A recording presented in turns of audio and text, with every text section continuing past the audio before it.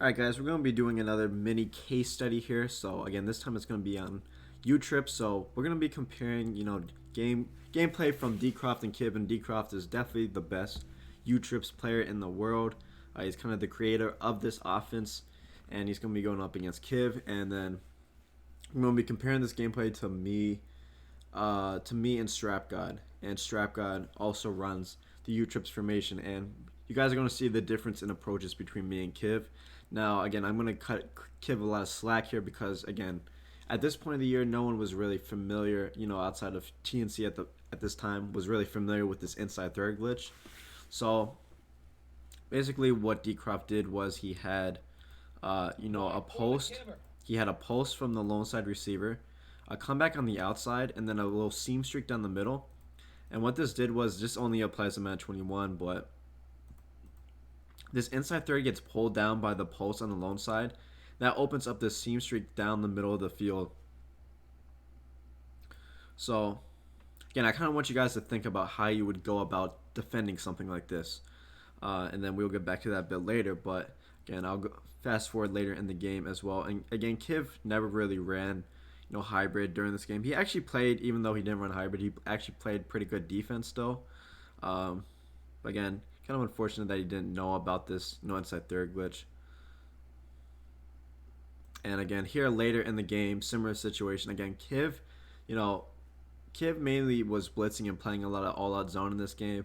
But again, it kind of came back to bite him because the slot receiver and U-Trips, especially with this inside third bomb, is such a huge threat.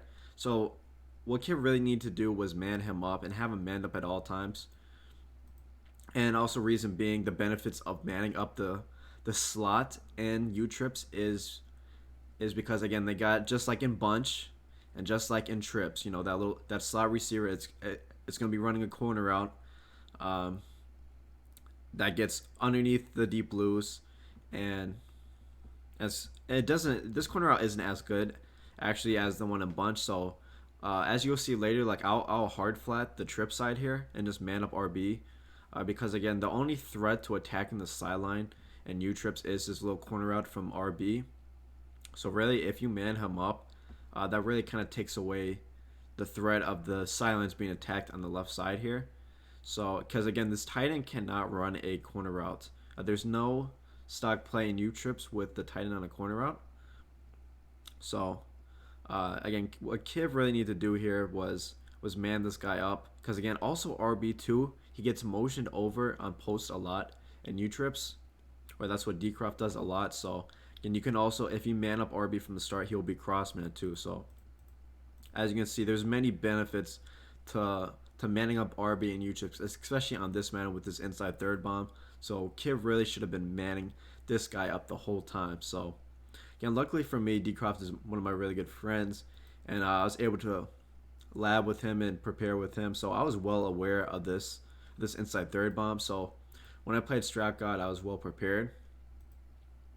So what I did versus it, as I was discussing a bit earlier, was, again, I was taking my slot cornerback and manning him up on the slot receiver. So again, that prevents the seam streak bomb, the corner route, the motion over post. And also, as I mentioned in the tutorials, you're gonna notice how I touch my slot cornerback as well. Watch how I touch him. So I don't know if I did it there, but the reason why I touched the slot cornerback is so when Decroft motions over his corner route, my slot cornerback is not gonna follow. My slot cornerback is not gonna run to the tight end. So a lot of times when you don't touch that slot corner, again, he moves in right next to the line, and again, I didn't want that to happen. I wanted my slot cornerback to stay where he is at the start. So again, I would slightly tap him at the start of the play. Again, it's just ever so slightly. So again, when you do that slight little tap, again, he's not going to move inside, and it's going to help. And there's going to be more distance for guarding this motion over post. So again, if he motions over the post, and my slot cornerback moves in, he's going to get cooked on the motion over post. But since my slot cornerback stays here when I touch him, when he motions over this post, again, he's gonna be coming from a much farther distance. So again, he's not going to get cooked on that crossman. Again, you'll see that a little later in this game. Again, it might not be as clear as now, but again, what I really liked was hard flatting the U trip side. Again, there's manning up RB. So again, there's one of the many benefits you see here. Again, the corner route isn't great here in U trip. So again, when I manned him up, it basically took away any flood concepts here to the trip side. So that was crucial. And then I really just had to lurk over the middle of the field, and my block should got here in time. So again, by doing this, we're preventing the seam streak. That little corner out, as you saw, got completely bagged, so we could kind of just hard flat that side. And then I believe he's going to do a motion over post here. It might not be on this play, but on the next drive, at least for sure, he's going to do the motion over post, and again, you'll see the benefits of it. So again, yeah, I think here he might just motion over a flat, which again this is a good adjustment. You see, you're going to see me touch him right here. And again, the reason why I touch him is because I think this guy is going to be, when RB is going motion over, I think he's going to be in a post. So again, the slot cornerback, when you motion over, the slot cornerback moves in, and I don't want him to move in because I want him to be all the way over here. So again, I want this guy manned up all the way over here onto the post. So again, it's going to be really hard to get cooked because he's so far away from the post. Whereas if that slot cornerback moves in, he's far more likely to get burned on the post. So again, you're going to see that guy run to the opposite side of the field. He's going to be crossman and RB. This is actually a good adjustment too. Again, we go over this a lot more in the adjusting on the fly course. This is something I would do versus, because again, I'm really wasting an adjustment here because again, I'm manning up my slot cornerback over on a flat, and he's utilizing his running back and receiver instead, which is what you should be doing. So basically, he's utilizing RB as like a decoy, and I'm manning up a decoy route here, and then he's attacking this coverage with his other receivers who are not going to be manned up, which is really smart. And again, we go into far more detail into that and adjusting on the fly course. And again, a lot of hybrid coverage too comes down to kind of knowing what's the weaknesses of your defense, and if you're not entirely sure what are the weaknesses of the cover 2, cover 3, cover 4. Again, we covered some of this course, but again, we go into much more detail into that, like a beginner's manual or route combo development course. But here, again, I get a pretty favorable breakup animation here. My flat played it really well here. That was actually a really good play, what he did for the defense that I was in. Because again, usually that, as we talk about in other courses, that flat will kind of pull out the flat. But again, favorable breakup animation there.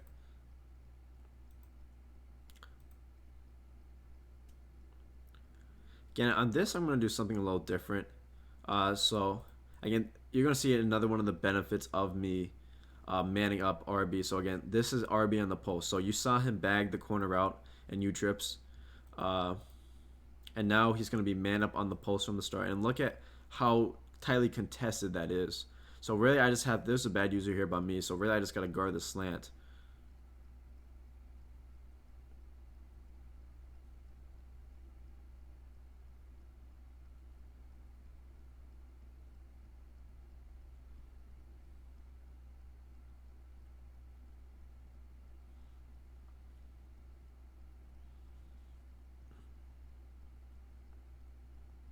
And here's another benefits of manning up this RB from the start. So it's going to be really helpful versus motion over corner route too, because this crossman will play it late.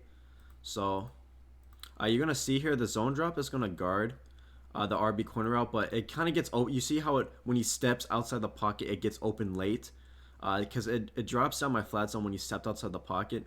So Decroft can, not Decroft, Strap God would have had a completion here if I didn't have this guy manned up, because again, this zone drop is going to come down, and then again, that's going to open up the corner route. But since, again, this is essentially bracket coverage, we're essentially double teaming the guy. Since he's manned up from across the field, again, he's not going to be able to pass this up. It's going to be too risky because, again, we have the man trailing. So, again, he's going to have no one open on this play. So, again, I'm utilizing one of my man-ups to take away one of the main targets on the field while still enjoying the benefits of like a of a cover 3 shell. Again, also what I'm doing here is, um, again, since I know that, or I'll show it on the second down. So again, since I kind of know that um, he can't really attack this right sideline since I have RB man up, I don't really have to double flat that side because again, the man up is doing the job of a deeper flat because again, the only way for him to attack this right sideline is this corner out, and he's gonna be man up. So I don't have to. So instead of double flatting this U trip side, again, the benefit of manning this guy up instead is I played the right sideline.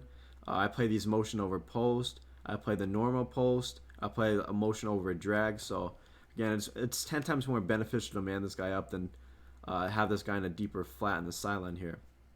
And then all I have to do is kind of double flat the other side where he's doing these motion over corner routes and flat routes.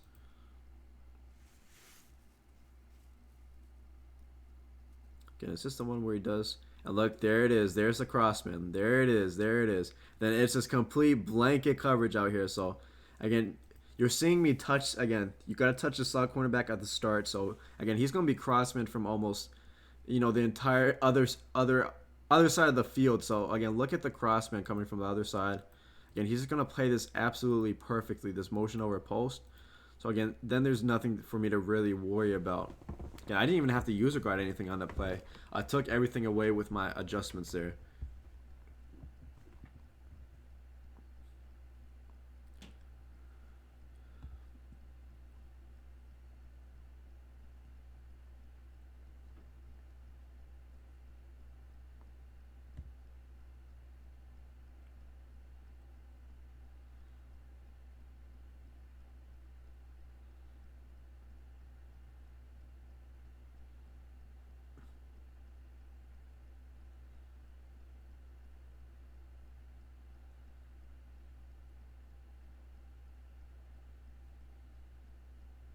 Cut out that last play. Cut out the 3rd and 16. Cut out the 3rd and 16 clutch.